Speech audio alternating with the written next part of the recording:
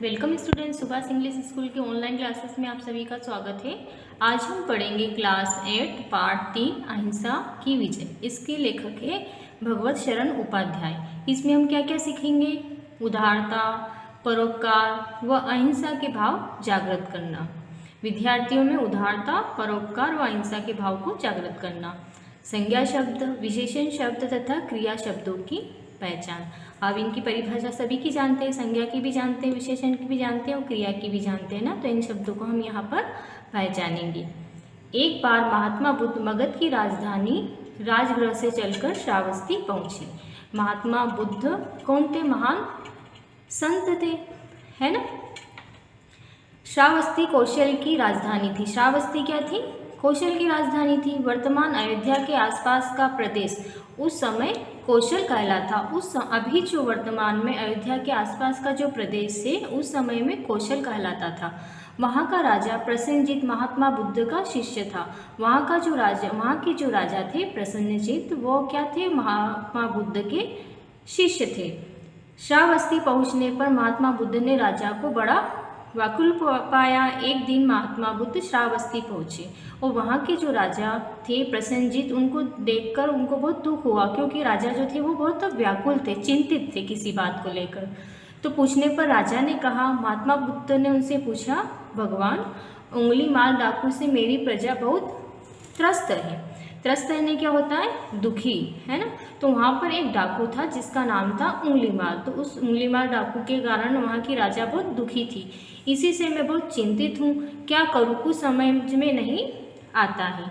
महात्मा बुद्ध ने राजा को धीरज बंधाया और कहा कि मैं तुम्हारी चिंता दूर करूँगा। महात्मा बुद्ध तो संत थे, वो सब कुछ जानते थे। तो उन्होंने राजा को धीरज बंधाया और कहा कि मैं तुम्हारी जो चिंता है उसको दूर कर दूंगा। उंगलीमाल बड़ा भयंकर डाकू था। उसके अत्याचार से प्रसेनजीत की प्रजा त्राही त्राही कर रही थी। उंगलीमाल जो डाकू था वो बहुत भयंकर था, दिखने में भी बहुत भयंकर था और बहुत क्रूर था।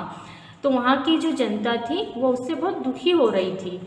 उसने 1000 आदमियों की हत्या करने की प्रतिज्ञा कर रखी थी। अब उस डाकू ने क्या प्रतिज्ञा ले रखी थी कि वो 1000 आदमियों को मारेगा, परंतु वह कितने आदमी मार चुका इसका हिसाब रखना उसके लिए कठिन काम था। इसके लिए उसने एक युक्ति निकाली। अब वो कितने आदमी मार चुका है उसका हिसाब वो नहीं रख पा रहा था, तो इसने एक क्या करी, एक युक्ति निकाली। एक युक्ति ने क्या होता है? उपाय। तो एक उपाय उसने निकाला। वह जब भी किसी का वध करता तो उसकी एक उंगली काट लेता था। तो वो जब भी किसी का मारता था तो वो क्या करता था? उस व्यक्ति की एक उंगली काट लेता था। इस प्रकार उसके पास उंगलियों की एक माला सी बनती जा रही थी, जिसे वह गले में डाले रहता था। इसी कारण उसका नाम उंगलीमाल पड़ गया था। अब वो क्या करता था? उन उंगलियों की उसने एक माला बना ली। उस माला को अपने गले में डाल ली, जिससे उसका नाम क्या पड़ गया? उंगलीमाल। उंगलीमाल का नाम सुनकर देश के लोग कांप उठते थे। वहीं के लोग नहीं कांपते थे, वहाँ के आसपास के जो लोग थे वो भी उससे डर जाते थे। जिधर से वह निकल जाता उधर चीख पुकार मच जाती, और जहाँ से भी वो निकलता था वहाँ के लोग बहुत घबरा जाते थे। उसकी क्रूरता की कहानी दूर दूर के देशों में भी फैली हुई थी। प्रसेनजीत से विदा लेकर महात्मा बुद्ध उस जंगल की ओर चल पड़े जिसमें उंगलीमाल रहता था। अब महात्मा बुद्ध ने प्रसेनजीत से सारी बातें करके वो उस जंगल की ओर गए जहाँ पर उंगलीमाल डाकू रहता था। जहाँ से जंगल शुरू होता था वहाँ राजा की ओर से पहरेदार तैनात थे, जो उधर जाने वालों को सावधान कर देता था और उसे रोक देता था। अब जिस जंगल की ओर राजा महात्मा बुद्ध गए थे वहाँ पर राजा का एक पहरेदार था, जो क्या करता था? उधर जाने वाले लोगों को सावधान कर देता कि तुम इधर मत जाओ, यहाँ पर डाकू रहता है। महात्मा बुद्ध भी जब उस ओर चले तो पहरेदार उनके पास पहुंचा कि बुद्ध जैसे महात्मा का कोई कुछ बिगाड़ नहीं सकता, परंतु वो अपना कर्तव्य समझकर बुद्ध के चरणों में पड़कर बोला, महाराज, उधर भयंकर डाकू रहता है, उससे प्राणों का खतरा है, कृपया उधर ना जाइए। अब वो जो पहरेदार था वो तो जानता था कि ये बुद्ध तो है, भगवान के अवतार है और इनका कोई कुछ नहीं बिगाड़ सकता। और संतों की बात तो कुछ भी नहीं रहता। संत तो रहते हैं वो खाली हाथ रहते हैं, उनके पास तो सिर्फ क्या रहता है? ज्ञान रहता है, जो लोगों को बांटते रहते हैं। महात्मा बुद्ध हंसे और उन्होंने पहरेदार के सिर पर हाथ फेरते हुए कहा, मेरे लिए किसी प्रकार की चिंता न करो। फिर वे आगे बढ़ गए और महात्मा बुद्ध जो है वो हंसने लगे पहरेदार को देखकर। वो भी सोचने लगे कि मेरे पास क्या है जो वो ले लेगा, है ना, मेरे पास तो जो ज्ञान है वो ज्ञान उसको देना है। ठीक है, बुद्ध भगवान ये सोच रहे थे। दोपहर का समय था, चारों ओर पेड़ों ने छाया कर रखी थी। जंगल की राह चलना आसान नहीं होता। अभी देखिए, आप जंगल की राह पर अगर जाते हैं तो आसान नहीं होता है। जंगल की राह पर बहुत सारे पशु पक्षी जानवर इंसानों को मारकर खा जाते हैं, है ना। फिर भी महात्मा बुद्ध उस राह पर चल रहे थे। महात्मा बुद्ध भी कुछ थके थके से लग रहे थे, पर वे रुके नहीं, आगे बढ़ते गए। उनका हृदय संसार के कष्टों को देखकर दुखी था, परंतु अपने ज्ञान से उनके मुख पर सदा मुस्कान रहती थी और ललाट पर सदा चमकता रहता। उनका ललाट नहीं क्या होता, अपना सिर जो रहता ना वो चमकता रहता था। महात्मा बुद्ध अपने ज्ञान के कारण उनके चेहरे पर हमेशा मुस्कान रहती थी, पर वो संसार के दुखों को देखकर हमेशा दुखी रहते थे। महात्मा बुद्ध जो थे वो राजा थे, पर एक बार क्या होता है, वो सुबह के समय अपनी जनता को देखने के लिए निकलते थे। निकला तो वो जब वो निकले तो उन्होंने लोगों को देखा, कोई किसी कारण दुखी हो रहा है, कोई किसी कारण दुखी हो रहा है, कोई बीमार है, कोई वृद्ध है। तो इनको देखकर उनके मन में बहुत कष्ट हुआ। तब से उन्होंने संन्यास ले लिया और वो बुद्ध बन गए। आदमी आदमी को मारता क्यों है? अब ये चलते चलते सोच रहे थे कि आखिर आदमी को क्यों मार रहा है, क्यों कष्ट पहुंचा रहा है, जीव जीव को देखकर प्रसन्न क्यों नहीं होता। आप भी आजकल ये देख रहे हैं कि आप यही होता रहे कि जीव जीव को देखकर प्रसन्न नहीं हो रहा है, आदमी को देखकर मार रहा है। इन्हीं बातों पर विचार करते महात्मा बुद्ध जंगल की राह पर जा रहे थे।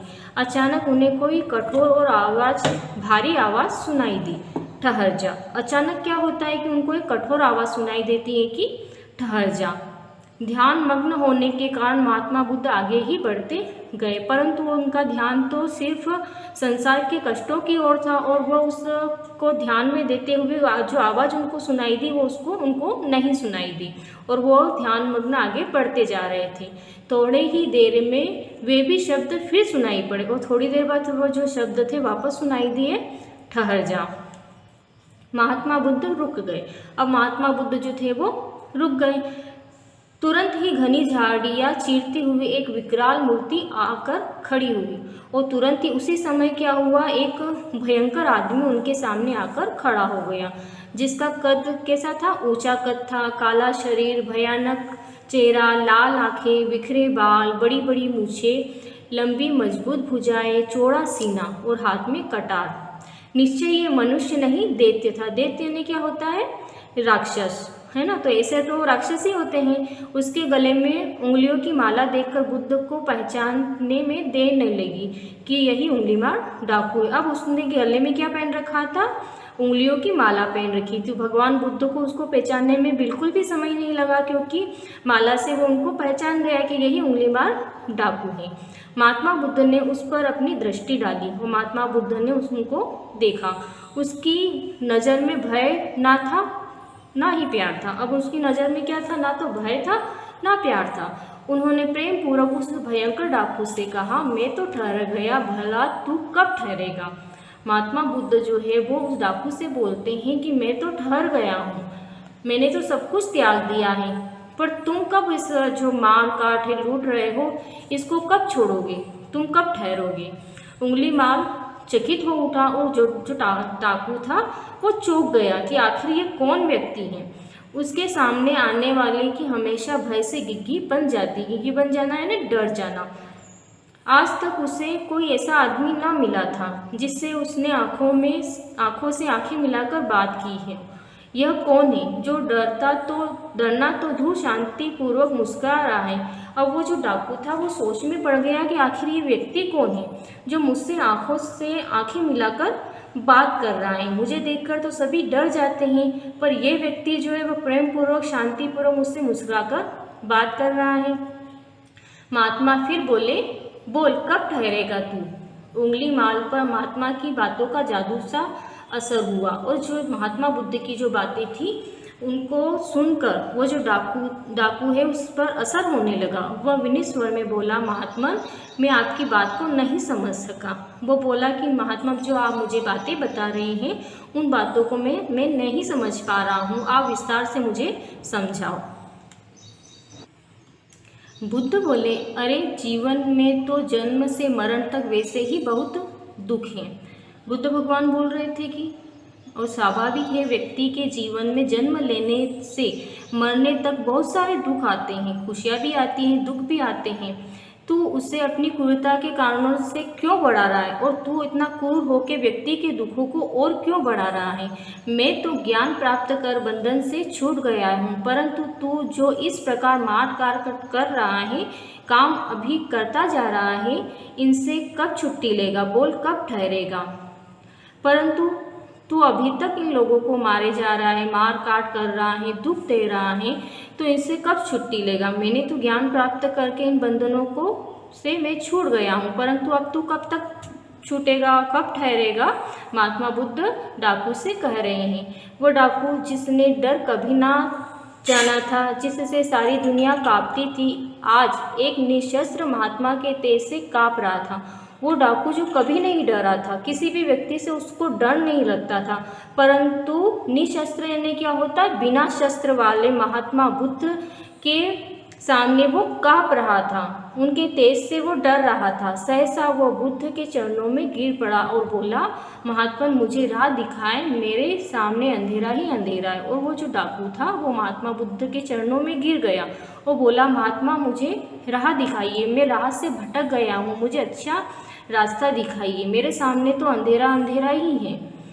बुद्ध ने उसको शांति, दया और प्रेम का उपदेश दिया। बुद्ध भगवान ने उसको समझाया कि शांति से रहो, दया, सभी जीव जंतु जानवर व्यक्ति के ऊपर दया करो और प्रेम से सभी के साथ अपना व्यवहार जोड़ो, अपना व्यवहार रखो। यह उपदेश उनको दिया।